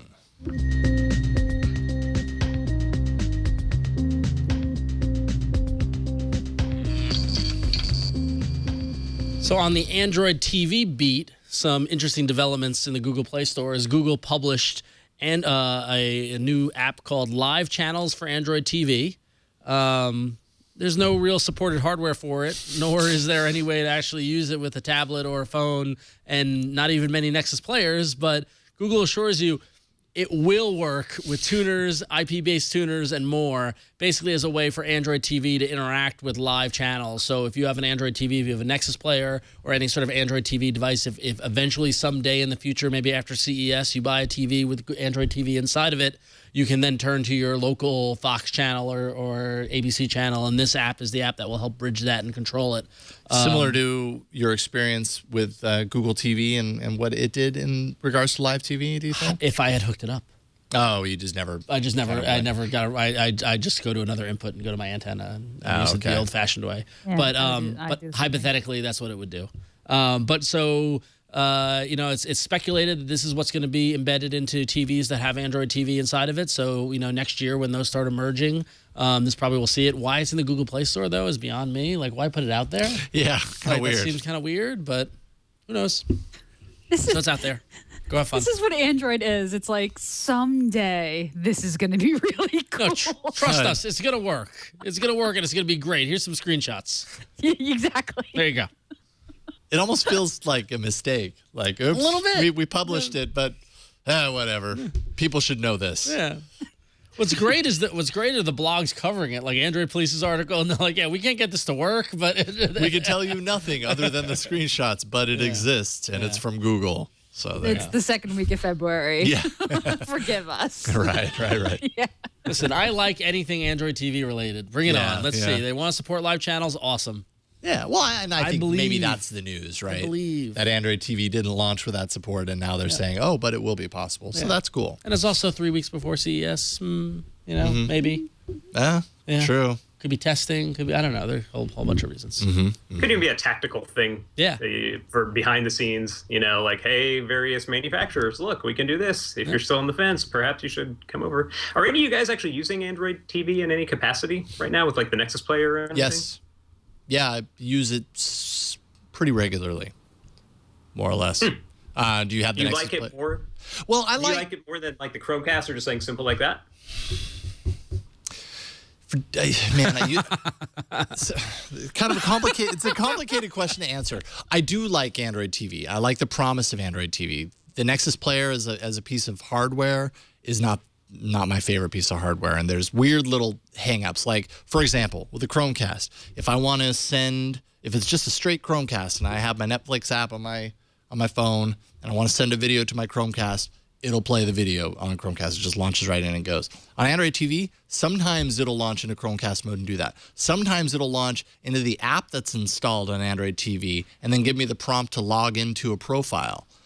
At which case I then have to either load up my Android TV remote or get the hardware remote that came with the Nexus player and do it when all I wanted to do was just what I've done a million times on Chromecast, which is play this video on Chromecast. But it gets confused. And I don't know if that's on Netflix's side or Android TV's side. Regardless of where the blame lies, it's a confusion that happens when they both exist on the same hardware that either developers or Google needs to kind of pay more attention to, and that's just one example. But I think Android TV is great for gaming. I really do enjoy taking some of those games that are on Android and that are cleared for Android TV because it's a small selection, and playing it on the big screen. So I think it's valuable for that. It's like a mini console. It's the Ouya done better. So and that 8 gig of hard drive space, man. Oh yeah. That's just. What are you gonna do with it all? It's kind of pitiful. 8 gigs of space for a device like that is kind of pitiful. Whatever. Okay. Sorry, Gina. What's up? No, I was gonna say you said there was some stuttering. Oh yeah, there's that too. Yes, some video playback, actually regularly enough for me to realize that it wasn't just a random occurrence. You know, I'd play a video on YouTube or on Netflix, and it wasn't like a buffering issue. It wasn't like it stops playing and then it loads for a second and then it keeps playing, because that could indicate a network issue or something, Yeah, it's not something your else. internet connection. It's the player. It would be playing, and then it was almost like a glitchy type thing. It's like it's playing and then it just stops, and then you know, and then it catches up, and and that's processing. That's processing. It's something hardware related. It was my indication, or my thought. And I know I'm not alone in that, but I know that, you know, there are other people that hit me up on Google Plus that said I never experienced that when I watch video on the Nexus player. So maybe it's hardware, you know, specific to the different, you know, hardware that different people get. I have no idea, but that's kind of critical for a living room device. Yeah, that would be a deal breaker. I gotta go back to the Chromecast, I think, if that happened often enough, because that would make me crazy. And you know, and so I have both of them connected to my TV. I have Chromecast on one input, and then I have the Android TV on the other input that also does Chromecast. And I think the clincher is that often, most of the times, I opt for the Chromecast, and that's just because enough times with the Android TV, casting something to it, or I don't want to pick up the remote or whatever, but casting something to it creates an issue enough times that I don't trust it. So I just go for the one that I know is going to work, you know? Yeah. So there's that. Hangouts news, not a whole lot to report on this. There's an update to Hangouts that brings filters and stickers. More stickers. There you go. There's also some kind of cool stuff, like if you enter Woo, W-O-O, or Happy Birthday in the messaging app, and then you hit enter, this like, you know, the thing pops up at the bottom. It does this like animation, so it's kind of contextually, you know, presenting little animations based on what you write. So I suppose that's cute. It got darker green. Yeah, a little bit darker green. That threw me off. Mm-hmm. If someone asks where you are, you get an option to share your location. So instead of having to type, I'm at blah, blah, blah, it recognizes that you were asked where you are, and it gives you this option that all you have to do is tap it, and it sends them a map with a little pinpoint of where you're at. That's kind of nifty. Kind of reminds me of some of the like specific tailoring that's being done to Google now. It's, you know, they're kind of doing these with other apps. You can also switch between voice and carrier SMS in the entry box, which as a voice user was kind of annoying, you know, instead of having to go to settings to do some of those switches. So anyways, if you're a Hangouts user, which I definitely am, which Ron is not. I am. Oh. I have been. I've been using Hangouts. Oh. I thought you made the switch. You made the switch back. When I forgot about that. I made the switch when the app I was using got really annoying, and then I was like, well, I'll try it again, and then Lollipop came out. I'm like, well, I'll stick with it, you know. For now. Okay. So I tried Quick SMS, which a bunch of people recommended to me, and I didn't like it. So yeah. Okay. So I'm on Hangouts. I will share a warning that we were just talking about, Jason, because I also am a Google Voice user and am so delighted to have all of the integration little by little popping up and life getting easier. But, and I don't know if this was just me, but with the latest Hangouts update, a new setting came in that changed my Hangout settings, my Google Voice settings, without my knowledge. So let me look and see exactly where it was. What I discovered was, because I used to always have it set to where everything would just come from my Google Voice number, because the phone number, the actual cellular phone number, I don't use, and I go between different phones a lot. And in this latest update, there was something. If you go under the hamburger menu and then settings, and then tap your Google account, there is a new thing there. Now I'm not going to be able to find it.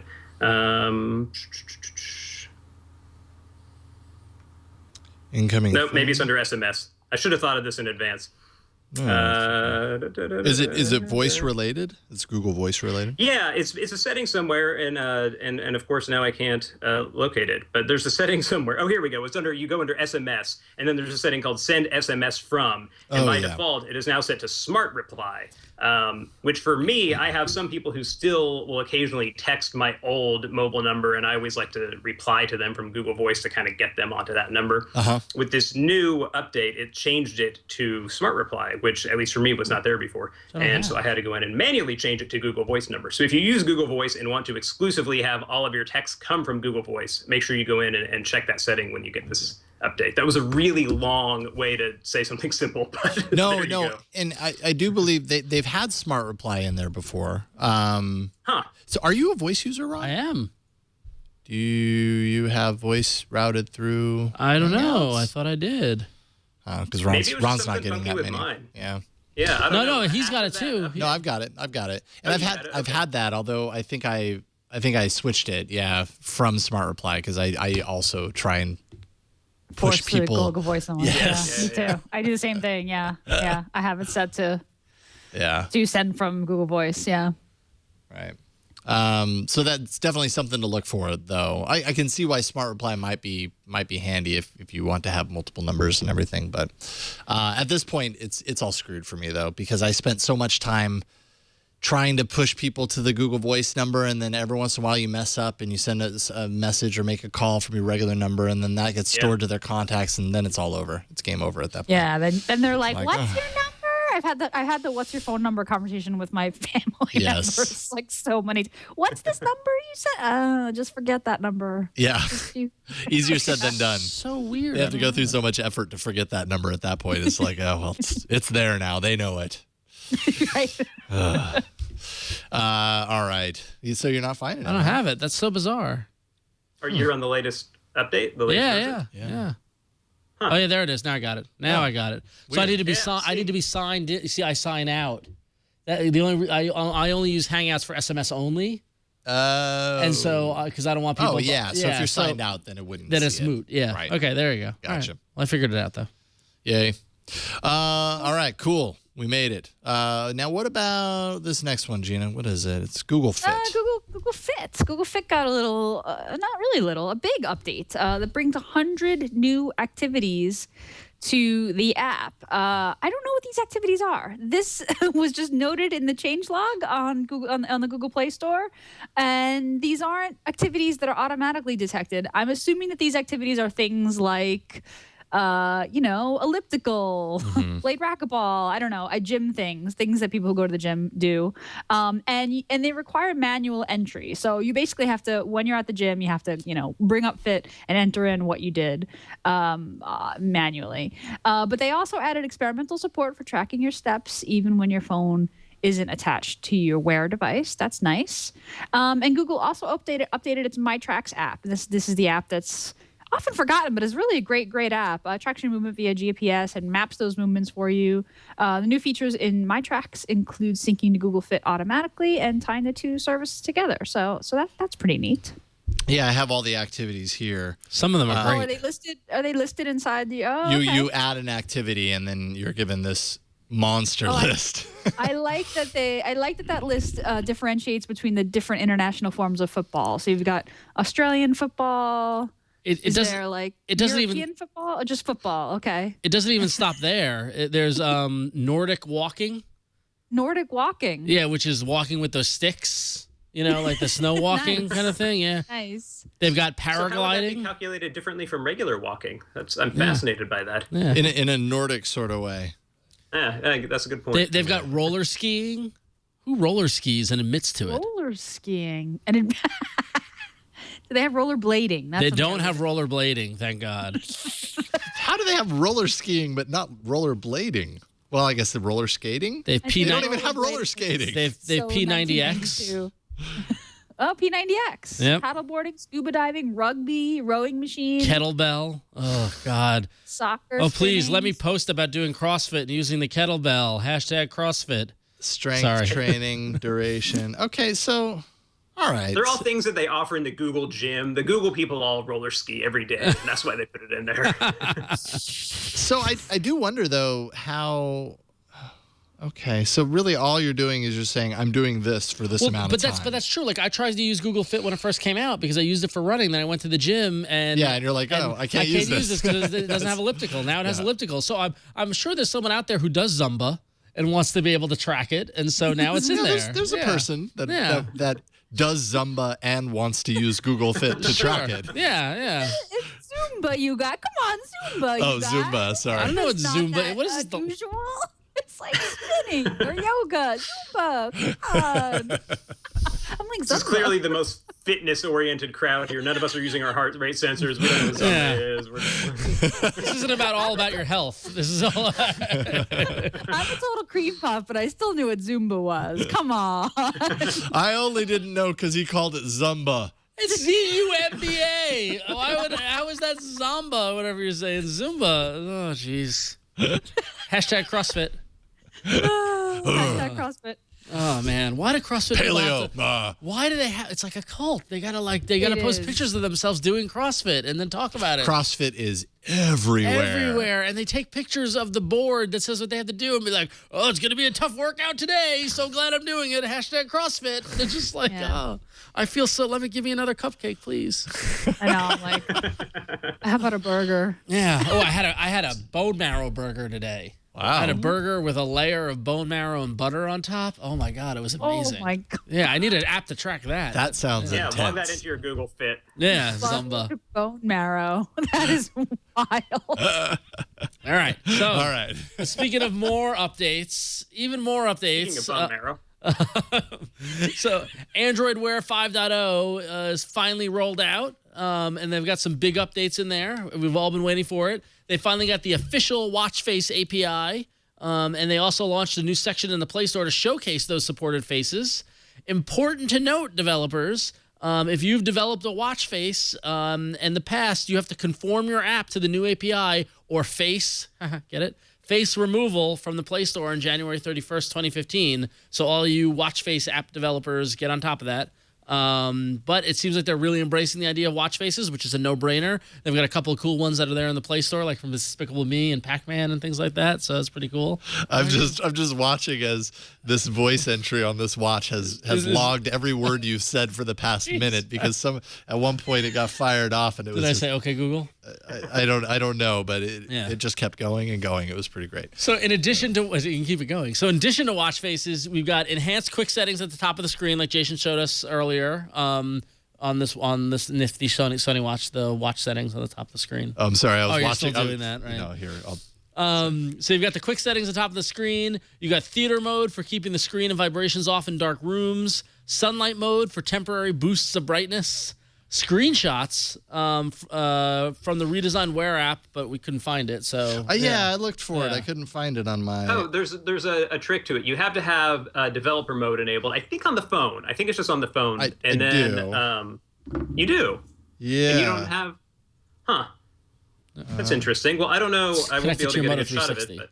Oh wait, wrong phone. Hold on. I did it on. I've got the Aquos doing this one. It doesn't work well. I've been testing the G Watch R now, and with the G Watch R, it consistently puts just weird glitchy noise at the top of every image. But maybe that's something specific to that device. It still seems a little half baked. How is the G Watch? How is the Guatcher? The Guatcher, I like it a lot. Really? Yeah, I mean it's not pretty. It's kind of looks like what you'd see like on the Casio shelf in like a Walmart. It just looks like a kind of casual watch, for lack of a better word. But yeah, I mean it's got probably for my money the best screen that I've seen on an Android Wear device, and it works really well in the dim mode, the ambient mode, which is something we were talking about before the show, where the Moto 360 kind of is always coming on and off, and the Sony Smartwatch 3 is really, really dim. This one's great to see in all eyes. I'm enjoying it. I mean, the style's not going to be for everybody, but overall experience, I'm liking a lot. How's the screen size compared to the Moto 360? Is it bigger or smaller?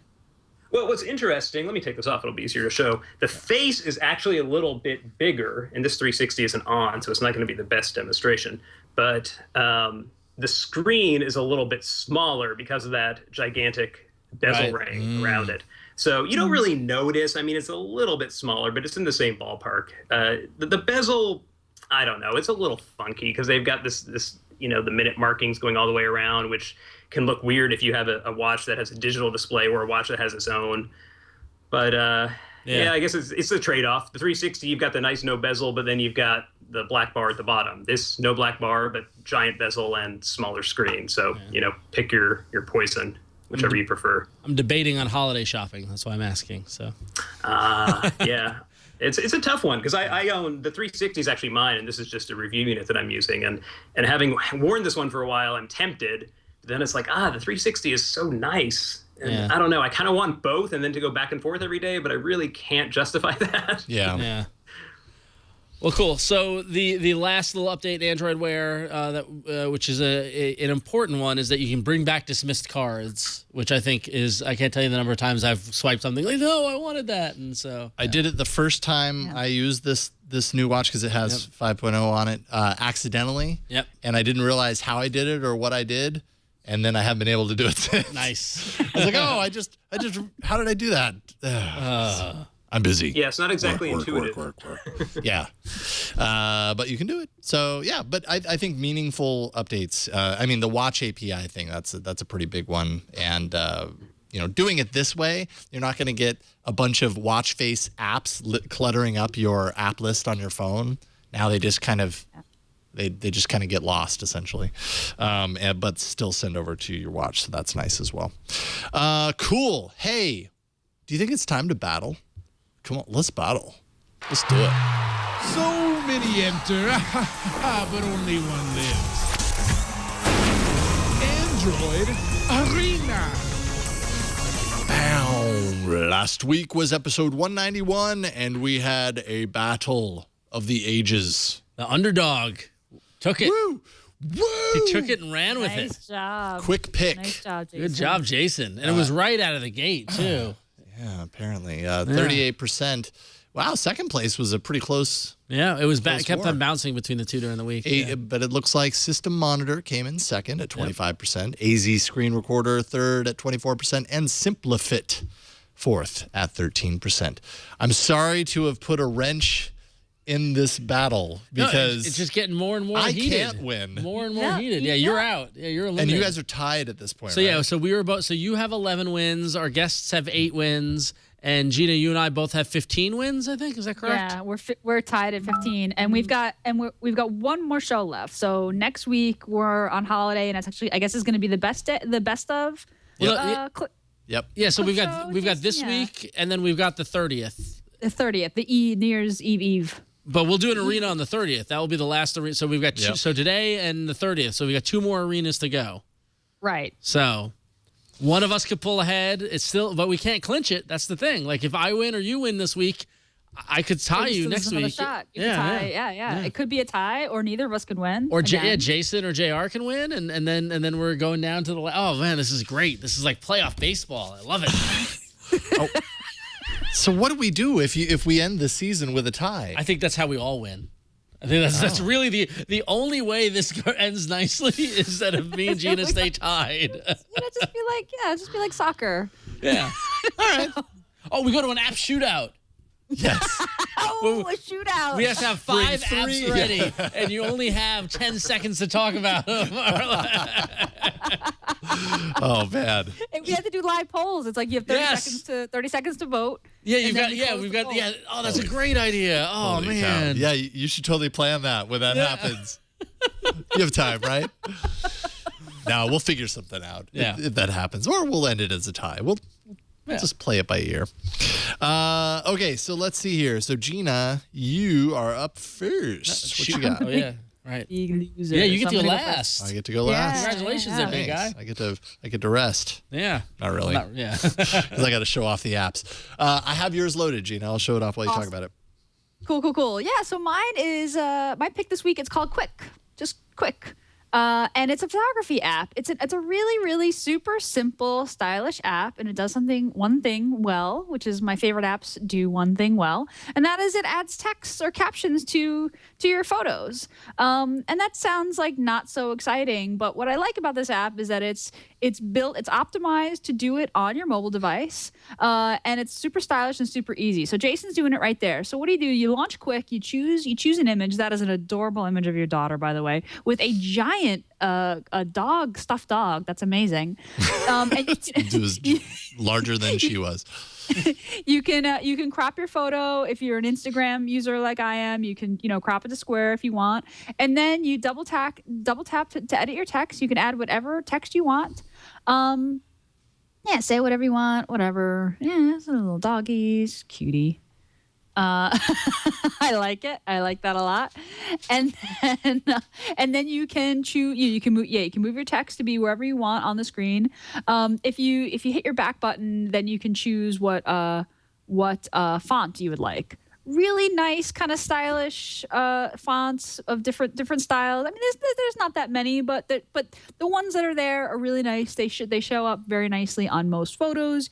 So you can choose your typography, you can choose your color, and when you're done, you tap that up arrow and you can do whatever you want. You can save. Very nice. Yeah, there you go. Yeah. I don't know. What's up, dog? I'm really not good at. No, that's design. great. I love it. Oh, that's great. Oh, that's better. Okay. Yeah. There Then I you hit go. that. Yeah. You tap that up, and then you can do what you want with it. You can send it. You can share it. You can Instagram. Save the drive, send it via Gmail, post it to Instagram, whatever you want, and that's it. Or you could just save it. You can just save it to your photos. I really like this app because it's super simple to use, and it's the holiday time. It's that time that you want to maybe post a holiday greeting or maybe send somebody a happy birthday. Oh, very nice. I hadn't even seen that you can do that. See, you're discovering the UI you can rotate your text. That's pretty awesome. And it just adds a little bit of character, a little bit of text to your photos. Like I said, this is super simple stuff, but I really like how kind of stylish and simple it was to do. And then you can save, and then you're done. Oh, okay. So the app is free to download, but you'll notice down there on the bottom right-hand side, there's that quick watermark. It's in-app purchase. I think it's $1.99 in order to get rid of the watermark and get some other typography options. The watermark is actually not too bad if you just want to try the app out. I posted one to my own Instagram too, and it's really not too bad. But it is there, and so you have to do an app purchase if you want to get rid of the watermark. And yeah, that's it. And yeah, they've got another app called Over, which has a lot of other options, but I like this one because it's just that one thing. Just add some text to a photo. Nice. Love that. I love this example that you did, Jason. Thank you. This is an awesome demo. It was at the top of my camera roll. Nice. We walked into a toy store and I dealt with it. this for 30 minutes, basically. Her dragging this dog around the entire what store. I had. Yes, I will clutch this dog for as long as I possibly. You can clutch it all you want. We're not getting it. There it is. Quick. Yeah. Just add a Awesome. little text to your photos, and I thought it'd be kind of a fun holiday app. Right on. That is quick. That's it. Quick. It's quick. Yep. It is what it says it is. Yep. It's pretty quick. There you go. All right. So that is quick, and it is free. Well, with an in-app purchase to remove the watermark, $1.99. All right, Ron. I almost picked this one, but I'm happy you did. Well, this is an app that honestly I was surprised didn't exist up until now. And it's the kind of thing when there's a very popular website or community and then they come out with an app, you really hope that they get it right, and it looks like these guys did. I'm talking about DeviantArt. If you're not familiar with DeviantArt, it is probably the largest community online for artists. Basically, a lot of people, they create their own accounts. They can upload their own artwork. They interact with each other. In my day job working in comic books, DeviantArt is like a go-to place when you hear about a new artist, you want to go check out their work. It's basically like online portfolios. The company and the website has been around for years, but they've had no presence within apps at all. So it was great to see them. They rolled out, they did a coordinated release. They rolled out on iOS and Android at the same time. And now with DeviantArt, what you can do is you can download the app, you can log in, and basically they haven't really added any new functionality to the platform. I got to do my PIN number down here. Thank you. Thank you, Bryan. All right. They haven't added any crazy new functionality to the app, but they don't need to because the app basically replicates the experience of the website within the community, but in an app kind of design, an app kind of approach. So when you get into the application, you can log in, and you get instantly. There's a couple of tabs along the top. This one lists today, and they basically have a bunch of different interesting hashtags and topics that are going on each day. They've got content folks who are picking and choosing from the galleries out there. You can take a look on the top and hit what's hot, and you can see what's trending between DeviantArt folks currently right now. And so you can see there's lots of naughty bits. But you can see what people are digging on DeviantArt by looking at the art and selecting it. You can click on Undiscovered, and this is kind of my favorite, where this is art that is up there, but people really aren't kind of looking at it yet.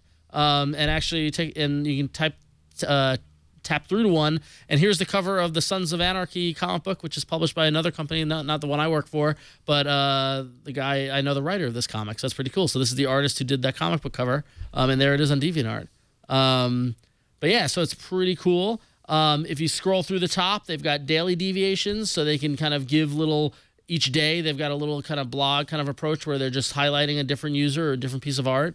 It's not just paintings and line art, but there's photography. There's any type of art is up on DeviantArt. And then you could just generally explore through various different hashtags. They've whether it's street photography or snowstorm, they do a really good job of, the whole point of hashtags have been kind of obfuscated over the years. Like we've turned them into like witty kind of commentary on what we're doing, but actually they're meant to search for things. And so now, hashtag storybook gives you any sort of art that's related to the idea of storybooks, and it's a Warcraft. It's a easier way to search for things. And you can just generally browse. You can browse through their different categories they've got through the website, or if there's something specific that you're looking for, you can tap the search button. And so, for example, there's a comic book that we publish at my company called Saga, and there's a character called Lion Cat, which is very popular. And here you can see a whole bunch of people who are drawing their own versions of the characters, which is always cool to see. And then within a piece of art, you can see who the user is. You can share it. You can favorite it. You can read the comments, or you can add a comment. So, it's really just well done. Like, it's one of those things where we waited a while for it, but they did right by it. And I just see the DeviantArt community kind of growing because of it. So, so if you are into art, if you are an artist, if you are someone who works with artists, and you're probably already on DeviantArt, so this is a must download. If you like art and you're looking for a great place to find new art, new artists, and that sort of thing, you really want to be inspired, you're looking for wallpaper backgrounds, anything like that, DeviantArt is awesome. The app is totally free. Go check it out. But yeah, it's really one of those kind of, it's like when Reddit rolled out the AMA app. It's like, oh yeah, okay, yeah, this works. So so DeviantArt, strongly recommend it. Totally free. Check it out. Cool. I love it. It's well designed. Yes. It's got a nice kind of flow to it and everything. Not necessarily like material. It's not, but it didn't need to be. It's stylized. It has its own style, which totally. I think is fine. Yeah, So, absolutely. And appropriate for what it is, right? I mean, completely agree. So check that out. Okay, so JR, I have yours installed on my Nexus 7. I'll show it off while you talk about it. All righty. So I decided to talk about Action Launcher 3, which is a new launcher, a new version of a launcher you may have heard of, Action Launcher 2 or 1 perhaps.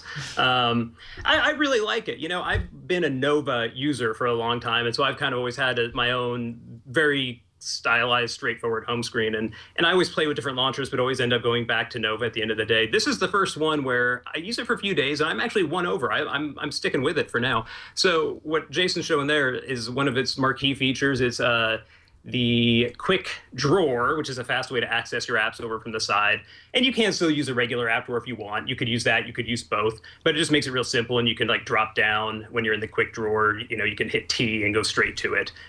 Just a quick way to get to it.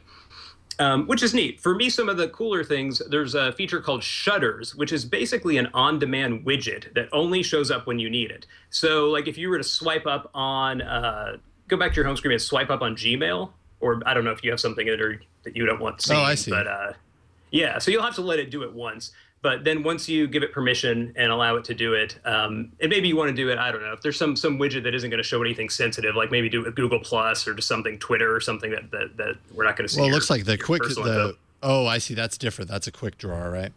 So what about? Right. Okay. I don't know that Play Store would have one. If you go to, you'll have to let it create does. once. So there you go. That's not a great example because who really wants the Play Store widget? But and it's prompting you to upgrade. So okay. On a side note, it's kind of like try for free if you want to get it. It's $5. But the idea with these shutters is that, say on my phone I've got Gmail. I don't want the widget on the screen all the time, but when I swipe up on the Gmail app, I can just kind of glance into my inbox without having to have it there all the time. It's a cool way to kind of add to an already powerful widget system and give you more possibilities with them. Yeah. And there's something new with this version that I really like. It's called Quick Theme. It actually reads your wallpaper and then themes your whole home screen to match it. So try changing your wallpaper to something else. I don't know if you've got maybe a picture, just something that's got a different color scheme on it, and you can see how it works. What it'll do is the background in the quick drawer will change, the background of your folders, the search bar at the top, and it makes it match it. So if you have a picture of a sunset, it might make the search bar at the top yellow, and then I don't know if it'll work with live wallpaper or not. It might not be able to read that. You know what? I need to upgrade. So go ahead and take video from the site, and I'll see if I can upgrade on it.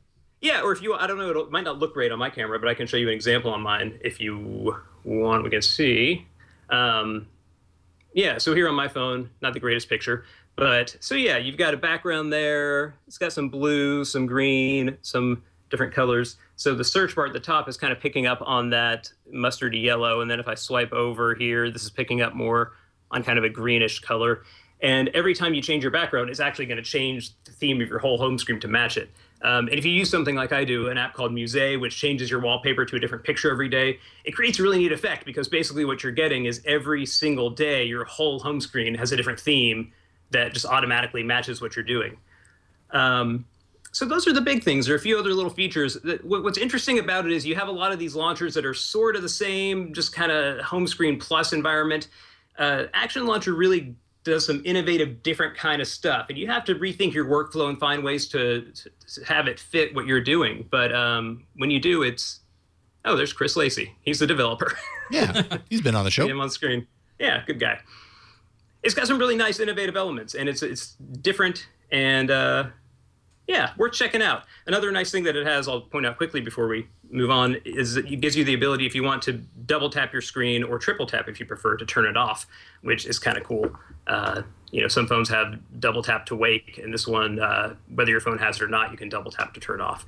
So different kind of launcher and well worth checking out. Action Launcher 3. Nice. I really like the automatic theming, like color generation based on your backgrounds. That's really cool. Yeah, that's very cool. Yeah, well, actually, you know, I didn't think it would work with live wallpaper, but it looks like it did because I see your search bar there did end up turning blue. So maybe it does do live wallpaper. Let me pick a random image here. How about that one? Sure, let's pick that one. Set wallpaper. And then, change to green. Yeah, and then open like a folder, swipe over, and you'll see it'll actually do other colors for different elements too. Yeah. So, cool. And I turned that to gray. Awesome. Love it. That's great. Neat stuff. Yes, definitely. Okay, so that is Action Launcher 3. You can check it out for free to start. And then if you want some of the advanced options like this automatic theming and the widgets that JR was talking about, that is a $5 upgrade, $4.99. Excellent. All right, that's Action Launcher 3. Good pick.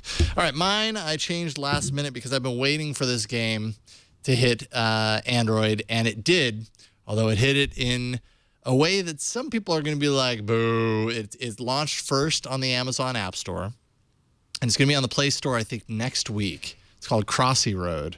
And so I did something that I haven't done in probably a couple of years. Yeah. I installed the Amazon App Store. Wow. And explored it a little bit. Wow. Yeah, but it's a free app. It's a free game, and I really wanted to play around with it because everything that I've seen about it looks pretty cool. So it's kind of a take on, well, it most resembles Frogger, basically, right? It's like an endless Frogger. So you've got, it's hard to do this sideways. Oh, that's so cool. You can move to the side. You got these little coins. And yeah, you just try and get farther than you've gotten before. Okay, there we go. You're pretty good at this. I'm doing it sideways too. I know. It's kind of stressful. Impressed. And you know, it's very cutesy, kind of bit, Minecrafty. Graph. Oh man. Oh, they don't show you get horribly disfigured after you get run over. That's good. No, you just become a splat of pixels, basically. Yeah. So there we go. Yeah, I mean, there isn't a whole lot to show off here. It's just it has a really nice visual element to it. If I didn't move, eventually I would lose. Really? You have to so kind you of got to keep stay up with it. Oh, interesting. The hawk or eagle or whatever flies in and takes you away. But it's really addicting. It's one of those games that the more you play it, the more you want to play it. That it's not impossible, so you can actually get pretty far and not feel like it's not like a Flappy Bird that you're only going to get like two steps ahead and then have to start over. So you can get pretty far the more you play it, and but it harkens back to that Frogger world that I love Frogger. Good bit of nostalgia, I suppose. So this is Crossy Road. on the Amazon App Store right now for free. You'll be able to get it on the Play Store here, I think, next week. Whoop. Oh. But it's just a lot of fun. It's a fun game, and I love the visual aspects of it as well. So check it out, Crossy Road.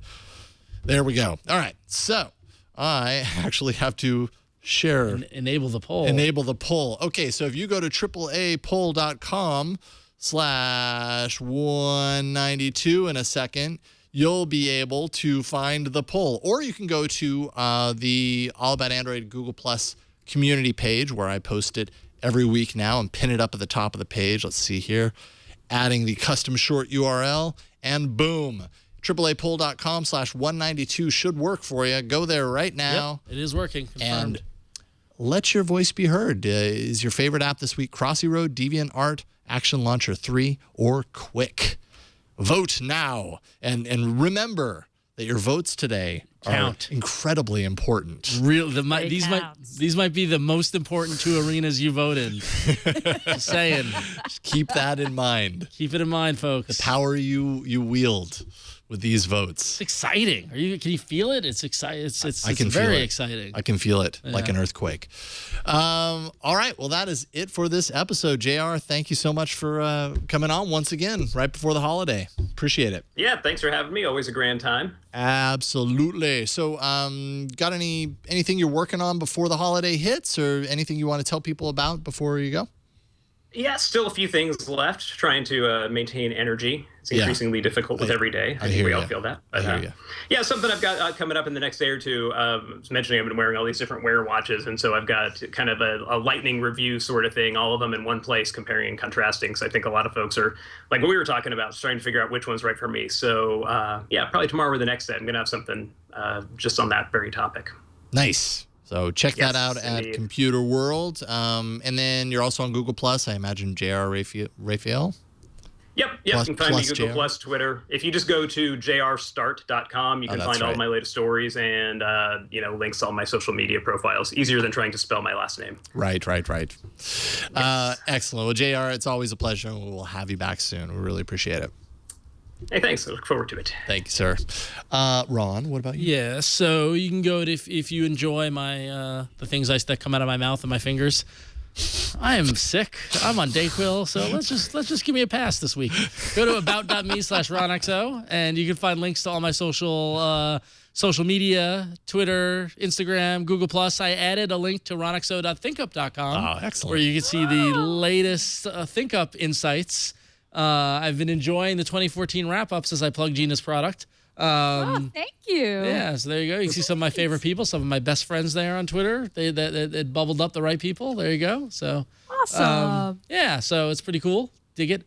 And finally, and you often see me on Twitter talking a lot about comics. Every day I go into the offices at Image Comics, and you see that at imagecomics.com. Where we put out some of the best comics in the world. And coming this January in San Francisco is Image Expo. If you're going to be in town, definitely come. You can meet Brian K. Vaughan, Todd McFarlane, Scott Snyder, some of the all-stars of comics. Tickets are going fast, so get them now. So, yeah. Boom. Right on. Yeah, ThinkUp is pretty great. I can look at this for hours. Gina, you got something with this ThinkUp thing. Thank you. We've been really grinding out the year-end stuff, and it's been a lot of fun. This is the time of year people love to see, like, hey, what do they talk about on Twitter and Facebook? And so if you go to thinkup.com and you sign up right now for the free trial, we've been doing year-end insights. Like, we have 23. There's a new one every day in December. If you sign up for the free trial right now, it'll backfill all the ones that you haven't gotten. So you should totally check it out. You'll see how many words you tweeted and posted on Facebook this year, who your best friends were, who your most retweeted thing were, your biggest links. I mean, yeah, and it's a lot of fun. People have been enjoying it, so yeah, check it out, thinkup.com. And also, if you don't already, I hope you'll take a look at This Week in Google, which is the other show I co-host here on the Twit Network with Leo and Jeff Jarvis. And we air on Wednesdays at 1 p.m. Pacific, 4 p.m. Eastern. So we'll be on tomorrow with Jason, controlling the board. On the ones and twos, as they say. On the ones and twos. There you go. I was like imagining the Enterprise, kind of the bridge, and then I couldn't come up with it. So there you go, on the ones and twos. I went kind of the douchey douchier route, and like I'm a DJ, like, oh yeah, It's douchier. Oh, gotcha. yeah, no, I know what you mean. Yeah. You're right. I don't know why I said that. I was a DJ for years. I don't know. Right. Apparently, I was a douche when I was a DJ. Apparently, wow. You never took requests. Yeah. You just listen. I've got my you playlist. know what the problem is? Nobody showed up to my shows. Oh, so you're bitter. A little bit. Jerks. Jerks. Yeah, I don't know why I said that. Brian, on the ones and twos. I don't know what you're talking about. Oh, there's the snow. I was preparing snow in the background this whole time. But I can't promise impressive. Santa hats at all. I don't know. I'll have to work on that for next year. But yeah, you can watch me and Padre do some crazy stuff on Know How every Thursday, 11 o'clock in the morning. He's actually kind of freaking me out right now. He's standing in the shadows right there. You have Just out of no frame. idea. What are you? Just out of frame. There we go. There you go, Padre. See, it's almost like you're wearing the hat, Brian. Yeah, that's so yeah, you can see what crazy shenanigans we get into. And you can also follow me on Twitter at cranky_hippo. See what crazy stuff we're always up to. What about you, Jason? Wild and crazy guy. I know. About.me/Jason Howell. There's yellowgoldmusic.com. There's my other show, twit.tv/arena, where I review 4 apps a week. Whew, it's getting kind of hard. It's hard to keep up with that intensity of app reviews, but I do it because I love. So I hope you'll check that show out. Definitely, there's some overlap. I take some of the picks that we've had on this show. Sorry. Don't freak me out, man. I take some of the picks that we've had on this show and I put them against other picks that haven't been represented, on either of the shows. And yeah, it's a lot of fun. So I take a look at a lot of apps. Twit.tv/arena. And last week's episode was on cord cutting. This week's episode, what is it? It's on app launching. So launching apps, not launchers, not like home screen launchers, but launching apps. So like Hanger is one of them from your notifications. Different ways to launch apps, basically. So different focuses like that. Pit them against each other and see which one wins. Sometimes. But that is it for this week for this show. Thank you so much for joining us and have a wonderful holiday next week. We do not have a show next Tuesday. Keep that in mind. We'll be back the following week, though. Voicemail 347-SHOW-AAA. You can send us an email, AAA@twit.tv. Find us on Twitter. We're at Android Show. We're on Reddit. That's twitaaa.reddit.com. We're on Google+. Search for the community there. In other words, we're everywhere. Show notes and past episodes can be found at twit.tv/AAA. And you can catch us live every Tuesday, starting at 5 p.m. Pacific at live.twit.tv.